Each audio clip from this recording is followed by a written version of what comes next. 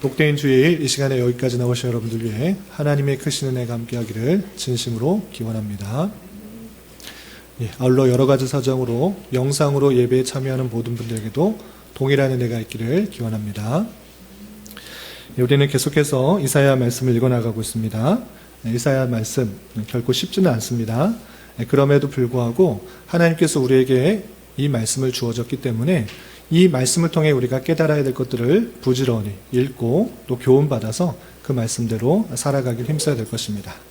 특별히 이사야 말씀을 잘 이해하기 위해서는 역사적 배경을 이해해야 할 뿐만 아니라 또 상징적인 표현들이 많이 있기 때문에 그 상징이 무엇인지를 잘 생각하면서 읽는 것이 중요하다 할 수 있겠습니다. 오늘 말씀이기 본문은 50장인데 50장의 말씀을 통해서 또 교훈받을 수 있는 것들이 무엇인지 계속해서 살펴보도록 하겠습니다. 우리 배웠던 것인데 다시 한번 복습하면서 50장으로 말씀 읽겠습니다. 50장 한 장만 읽는 것보다 전체적인 구조 속에서 또 말씀하시고자 하는 것들이 무엇인지를 좀 생각해 보도록 하겠습니다.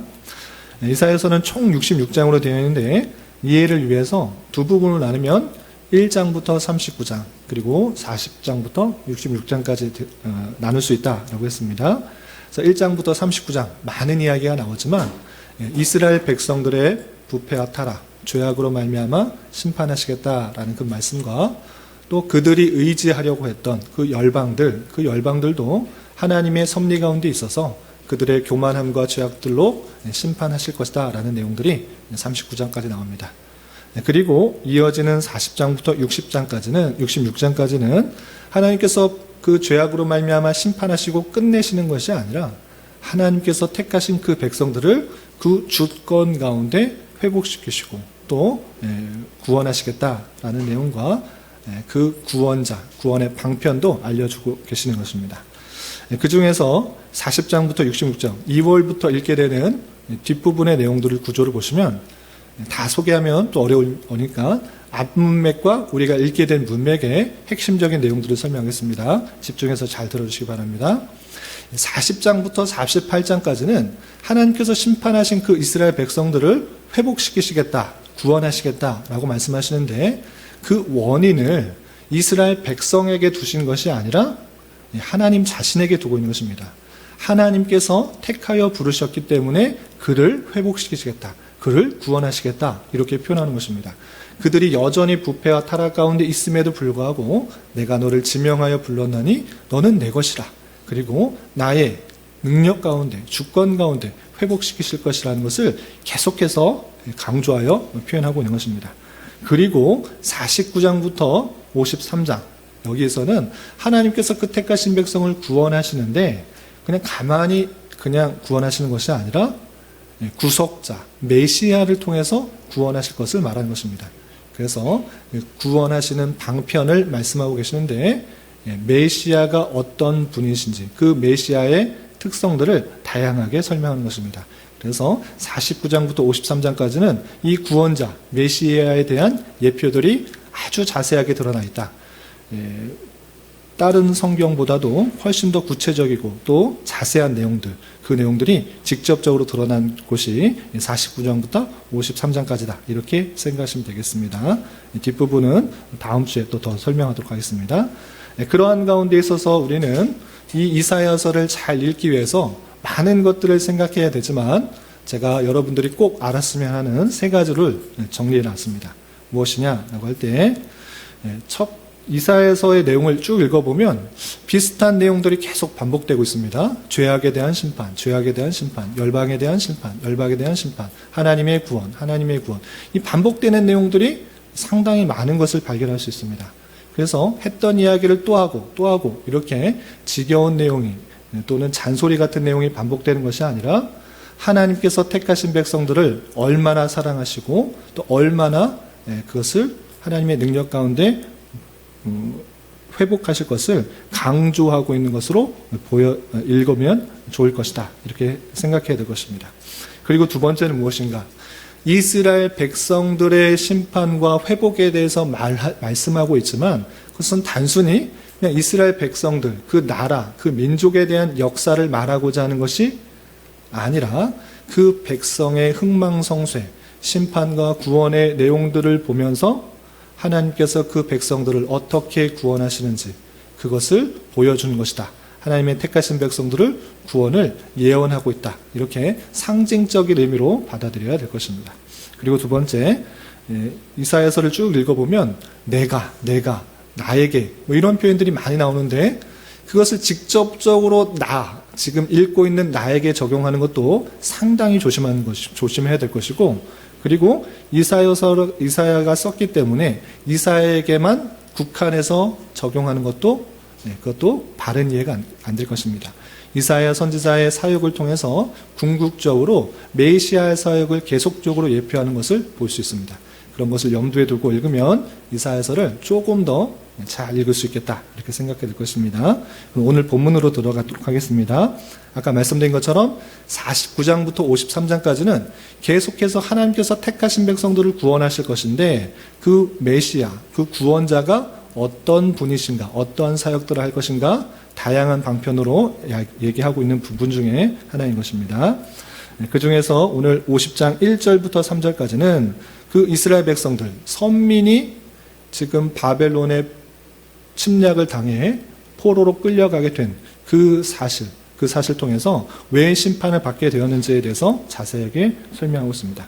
그것이 1절에 이렇게 표현되어 있는데 우리 이사야 50장 1절 같이 한번 읽어보겠습니다. 시작. 나 여호와가 이같이 말하노라. 내가 너희의 어미를 내보낸 이혼 증서가 어디 있느냐? 내가 어느 체주에게 너희를 팔았느냐? 보라, 너희는 너희의 죄악으로 말미암아 팔렸고 너희 어미는 너희의 배역함으로 말미암아 내보냄을 받았느니라. 갑자기 어미 얘기 나오고 또 팔리 얘기하고 이혼 얘기가 나오는데 좀 이것도 상징적인 표현인 것입니다. 유다 백성과 하나님과의 관계가 정말 부부와 같은 관계일진데 그 여인이라고 할 수 있는 그 유다가 하나님의 심판을 받아 이혼하게 된 그 관계가 끊어진 것을 이렇게 표현하고 있는 것입니다.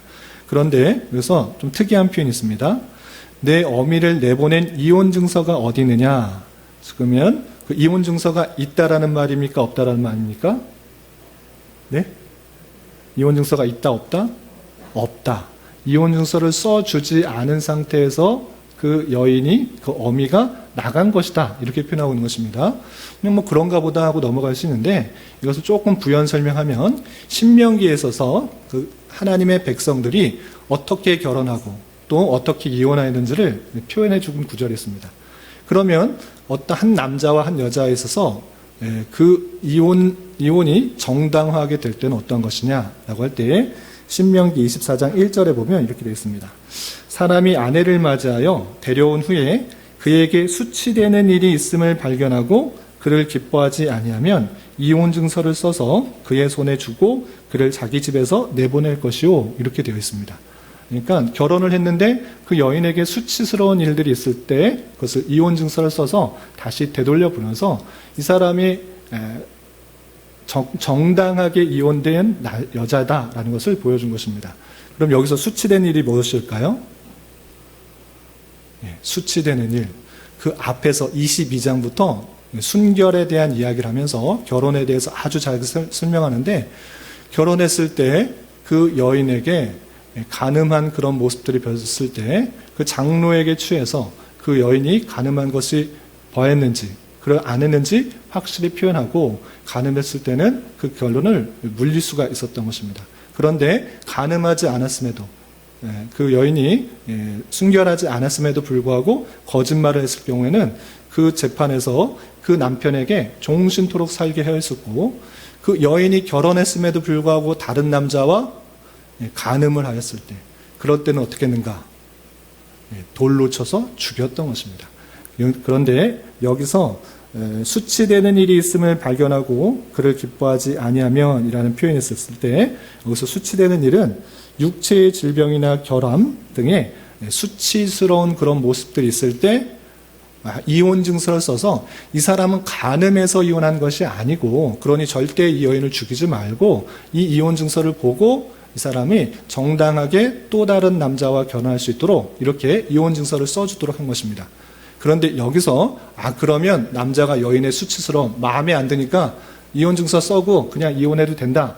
이것을 말하는 것이 아니라 신약 성경에 모세의 그 말씀을, 모세의 그 율법을 들어서 하나님께서 결정해 주신 것은 절대 나눌 수 없으나 그럼에도 불구하고 여성의 인격들을 또 보장하기 위해서 그냥 어쩔 수 없, 하나의 형편으로 봐주기 위해서 이혼 증서를 써주도록 한 것이지, 그냥 마음에 안 든다고 다 이혼해다 이렇게 말한 것이 아니다라고 분명히 신약 성경에 써준 것입니다. 다시 돌아와서 이혼 증서가 없다라는 것은 그 여인이 정당하게 이혼한 것이 아니라 간음으로 말미암아 이혼하게 됐고 내침을 받게 된 것이다, 이렇게 표현한 것입니다.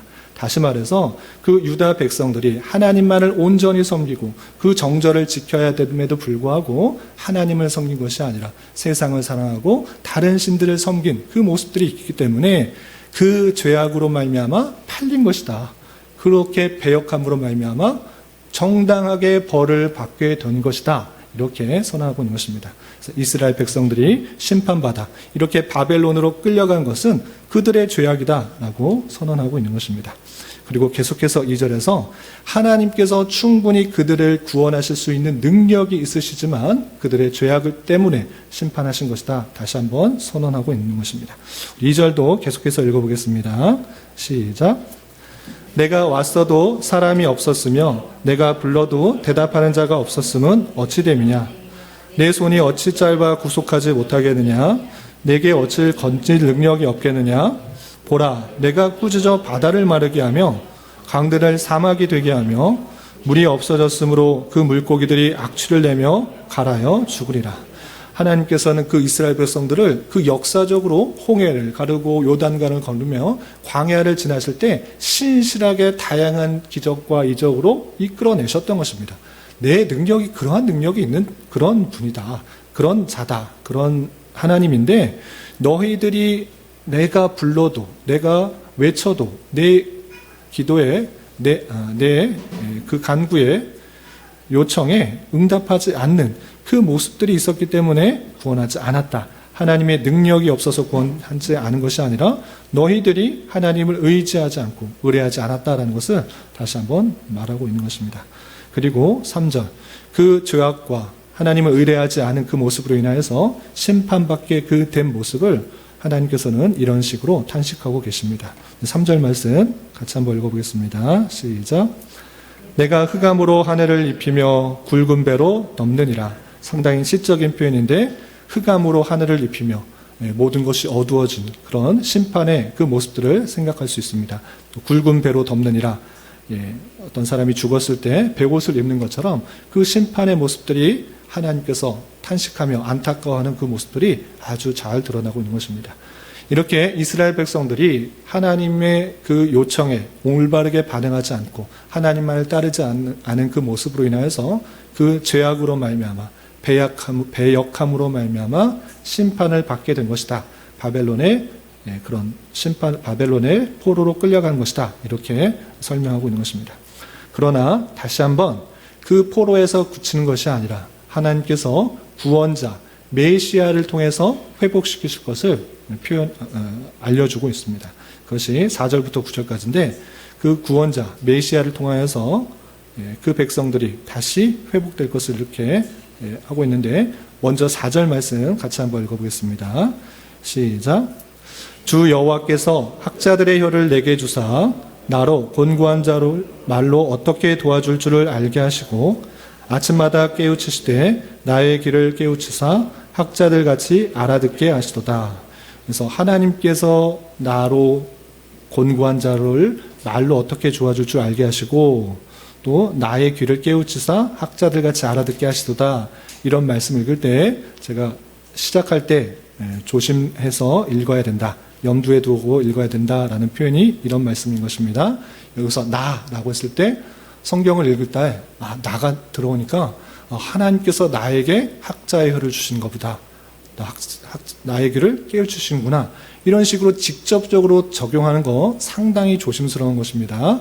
1차적으로는 이사야 선지자에게 하는 내용이지만 이사야 선지자에게 국한된 내용인가? 그것이 아니라 뒤쪽을 읽으면 이것이 이사야 선지자의 사역을 통해서 궁극적으로 예수 그리스도에게 하시는 메시아 사역에 대한 일이라는 것을 알 수 있습니다. 여기에서 보면 하나님께서 이사야에게 곤고한 자를 어떻게 도와줄 줄 알게 하고 또 귀를 깨우치셔서 학자들같이 알아듣게 하시는, 도와줄 줄도 알고 알아듣게 하시는, 하나님의 뜻을 알아듣게 하시는 그 사역을 할 것을 알려주고 있습니다. 계속해서 5절 6절 이 말씀을 통해서 신약 성경에 보았던 예수 그리스도의 사역을 예표하고 있구나라는 것을 통해서 이것은 예수 그리스도의 사역, 메시아의 사역을 예표하고 있다는 것을 깨닫게 되는 것입니다. 5절 6절 계속해서 읽어보겠습니다. 시작. 주 여호와께서 나의 길을 여셨으므로 내가 거역하지도 아니하며 뒤로 물러가지도 아니하며 나를 때리는 자들에게 내 등을 맡기며 나의 수염을 뽑는 자들에게 나의 뺨을 맡기며 모욕과 침뱉음을 당하여도 내 얼굴을 가리지 아니하였느니라. 하나님께서 내 귀를 열어서 다 깨닫게 하셨다. 그런데 그것을 깨닫는데 어떤 일이 있을 것이 깨닫는가? 나를 때리는 자들이 있을 것이다. 그런데 똑같이 보복하고 때리는 것이 아니라 그럼 맞춰주고, 수염을 뽑는 자들이 있을 것인데 뺨을 내주고 모욕과 침뱉음을 당하여도 그것을 피하기 위해서 얼굴을 가리지 마라. 그것은 하나님의 뜻이기 때문에 그 뜻을 알고 그 사역들을 감당할 것이다 라고 표현하고 있는 것입니다. 당연히 이 사역은 예수님께서 십자가에 달리실 때 갖은 모욕과 또 수모를 당하시는 그 모습들이 그대로 담겨 있는 것입니다. 앞으로 메시아가 당할 그 사역들이 예고되고 예표되고 있는 그 모습들을 볼 수가 있는 것입니다. 그래서 단순히 이사야에게 하는 말이 아니라, 또는 내가 당할 내가 당할 일들을 말하는 것이 아니라 예수 그리스도 메시아를 예표하고 또 상징하고 있는 말이다, 이렇게 이해하시면 되겠습니다. 또한 7절부터 9절 그 심한 모욕과 수모에도 그 메시아가 어떻게 견딜 수가 있고 또 승리하게 될 수 있는 이유를 7절부터 9절까지 이렇게 밝히고 있습니다. 계속해서 7절부터 9절 읽어보겠습니다. 시작. 주 여호와께서 나를 도우심으로 내가 부끄러워하지 아니하고 내 얼굴을 부싯돌같이 굳게 하였으므로 내가 수치를 당하지 아니할 줄 아노라. 나를 의롭다 하시는 이가 가까이 계시니 나와 다툴 자가 누구냐? 나와 함께 설지어다. 나의 대적이 누구냐? 내게 가까이 나아올지어다. 보라, 주 여호와께서 나를 도우시리니 나를 정죄할 자 누구냐? 보라, 그들은 다 옷같이 헤어지며 좀이 그들을 먹으리라. 그 순한, 그 모욕, 뺨을 치고 침뱉고 하는 그런 수모를 겪음에서도 불구하고 그 메시아가 승리하게 되는, 견딜 수 있게 되는 것은 무엇이냐? 여호와께서 나를 도우심으로, 나를 의롭다 하시니가 가까이 계심으로 그 수모들, 그것들을 감당해야 된다라는 것을 잘 깨달아 그 메시아가 그 모든 사역들을 감당할 수 있게 된다라고 말하고 있는 것입니다. 그리고 그렇게 공격하고 또 수모를 주었던 그 모든 것들이 다 심판을 받아 없어지게 될 것을 말하고 있는 것입니다. 그리고 마지막으로 10절부터 11절까지는 이 모든 그 심판을 받은 백성들이 메시아의 그 수모를 통해 다시 회복될 것을 말한 이후에 그 모든 사실을 알므로 하나님을 더욱더 경외하고 청종하고 의지해야 된다라는 것을 밝히고 있습니다. 우리 10절 말씀 같이 계속해서 읽어보겠습니다. 시작. 너희 중에 여호와를 경외하며 그의 종의 목소리를 청종하는 자가 누구냐? 흑암 중에 행하여 빛이 없는 자라도 여호와의 이름을 의뢰하며 자기 하나님께 의지할지어다. 너희 중에 하나님께서 찾으시는 것입니다. 여호와를 경외하며 그 종의 목소리, 그 메시아의 목소리를 듣고 따르는 자가 누구냐? 그 자를 찾는 그 모습입니다. 그런 줄 알아? 흑암에 있을지라도, 포로에 있을지라도, 빛이 없는 상황일지라도, 암울한 그런 상황 속에서도 여호와 하나님께서 어떠한 일들을 행하시는지를 잘 알아 그의 이름을 의뢰하고 모든 것을 의지하는 그런 자가 되어야 된다. 그런 사람이 누구냐? 그 사람이 어디 있느냐라고 찾으시면서 그런 사람이 되어야 될 것을 촉구하고 있는 것입니다. 그리고 그런 사람이 아닌 반대적인 그 모습들, 자기만을 의지하는 그런 사람들이 어떠한 결말을 맞게 될지 11절에 이렇게 마지막으로 밝히고 있습니다. 마지막으로 11절 같이 한번 읽어보겠습니다. 시작. 보라, 불을 피우고 횃불을 둘러띈 자여, 너희가 다 너희의 불꽃 가운데로 걸어가며 너희가 피운 횃불 가운데로 걸어갈지어다. 너희가 내 손에 얻을 것이 이것, 너희가 고통 있는 곳에 누우리라. 어두운 그 상황 속에서 당연히 불을 피우고 횃불을 켜서 그 어둠을 헤쳐나가려고 하는 그런 모습이 있을 것이다. 그래, 그렇게 해봐라. 불을 펴놓고 횃불을 가운데로 해놓고 지나가 봐라. 내가 너희들에게 하나님을 의뢰하는 것이 아니라 너의 힘과 네가 피운 불꽃과 횃불을 의지하는 그런 모습도 있을 때 나는 너에게 이것밖에 줄 것이 없다. 그것은 무엇이냐? 고통인 곳에 두어라. 하나님을 의뢰하고 의지하는 것이 아니라 네가 만든 횃불 그리고 불을 피우는 그 모습들, 불꽃을 의지하는 것 다 헛된 것이고 고통에 있는 그 심판 가운데 머물 수밖에 없다라는 것을 강조하면서 너 힘을 의지하고 너의 계획과 열심을 의지하는 것이 아니라 오직 하나님만 의뢰하고 하나님만 의지하는 그런 사람이 될 것을 경고하는 그 말씀을 살펴볼 수 있습니다. 여기까지가 50장인데 이 말씀을 통해서 교훈받을 수 있는 것을 세 가지로 정리하겠습니다. 첫 번째, 선민 이스라엘이 심판받게 된 원인은 무엇이었는가? 1절부터 3절까지 잘 드러나고 있다시피 그들이 심판을 받아 바벨론의 포로로 끌려가게 된 것은 죄악으로 말미암입니다. 국방력이 약해서 또는 우연히 그냥 나라가 멸망한 것이 아니라 또 하나님께서 잠시 쉬고 계실 때 능력이 없으셔서 그들을 못 구한 것이 아니라 분명히 그 심판의 원인은 앞에서도 계속해서 밝히고 있다시피 강조되고 있다시피 하나님을 의지한 것이 아니라 다른 것을 의지하는 것, 그것을 죄악이다 이렇게 표현한 것입니다. 마치 한 여인이 한 남편의 그 마음을 계속적으로 의지하고 따라야 되는데 그렇지 않고 다른 남자에게, 다른 사람들에게 마음을 준 것 같이 가늠한 여인과 같다 이렇게 말하였던 것입니다. 이스라엘 백성들은 하나님만을 온전히 의지하고 따라야 했지만 하나님이 아닌 우상을 숭배하며 하나님의 말씀을 순종하지 않았던 것입니다. 그러므로 하나님의 심판을 받게 된 것이라고 선언하고 있습니다. 이런 모습은 단순히 이스라엘 역사에만 해당되지 않습니다.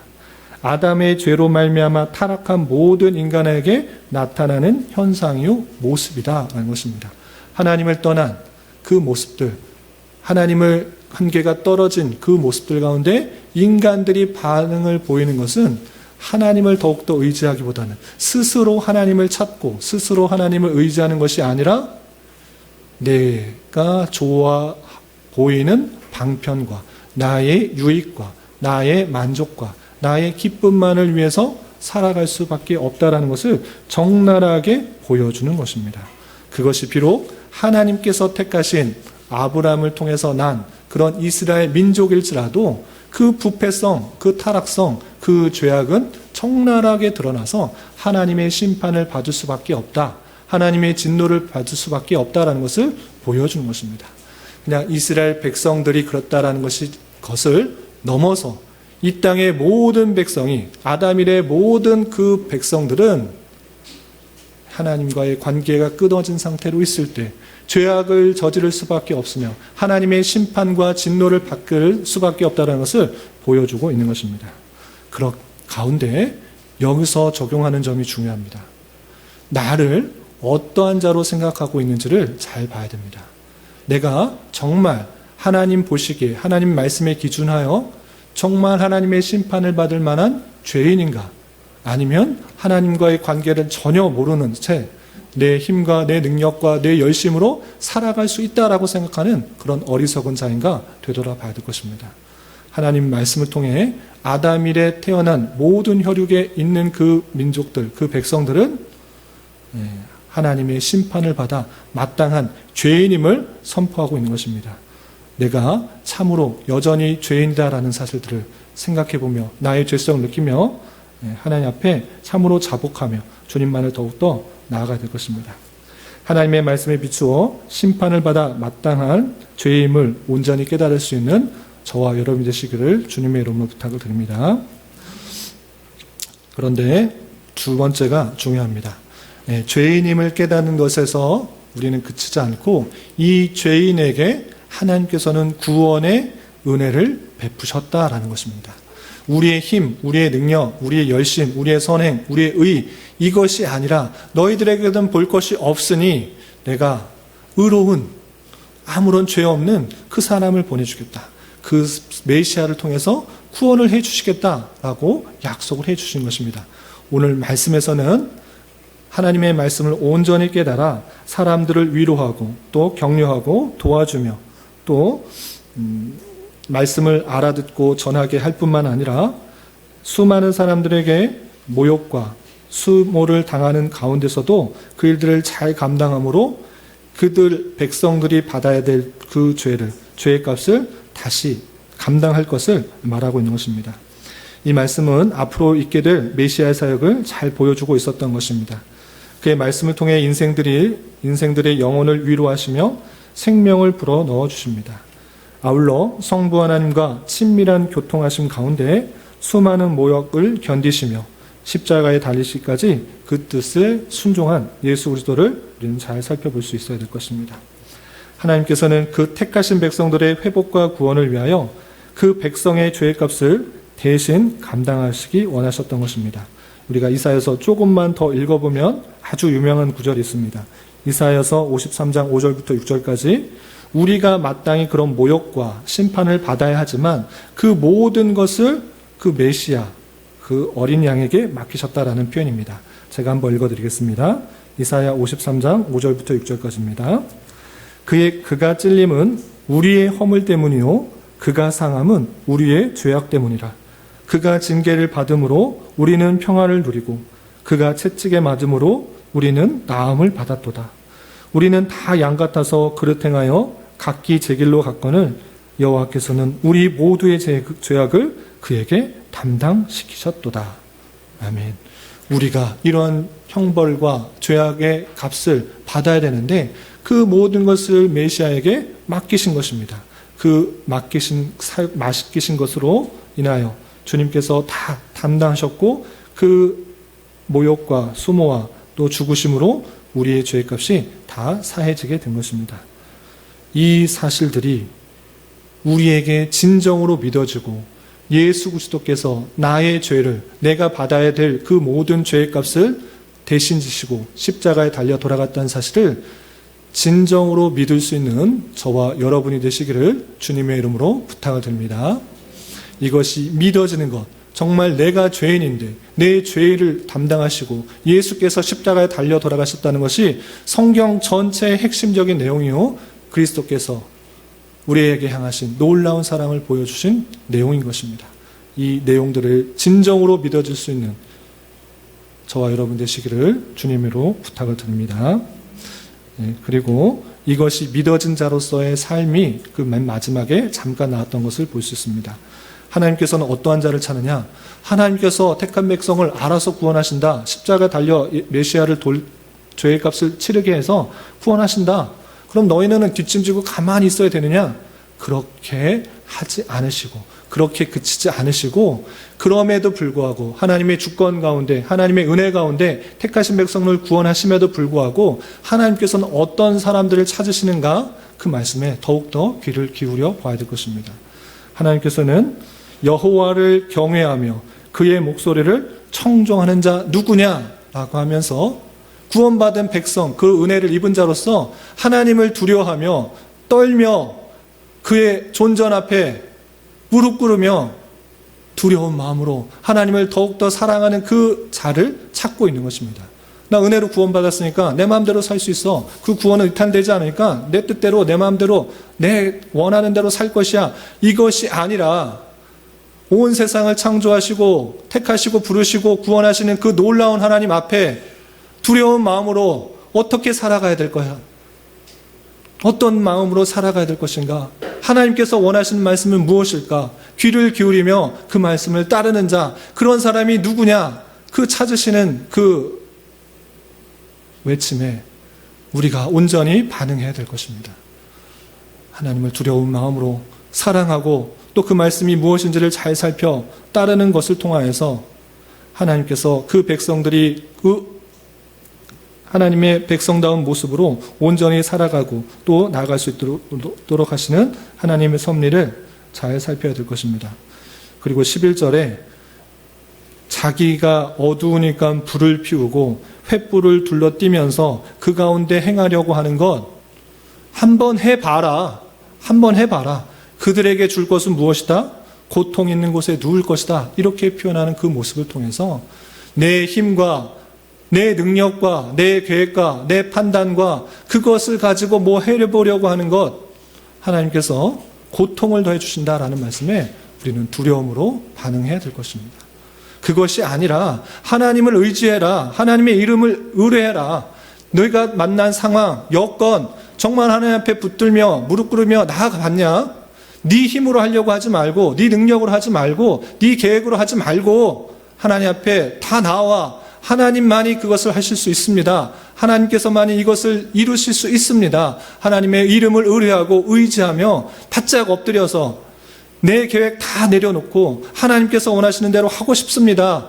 하나님께서 행하시면 내가 계획하고 내가 판단하고 내게 원했던 것보다 훨씬 더 풍성한 것으로 더 선한 것으로 채워줄 줄 믿고 그렇게 나가겠습니다. 라고 하는 자가 하나님의 택하심 받은 자의 온전한 모습이요 성도의 바른 모습이다. 이렇게 생각해야 될 것입니다.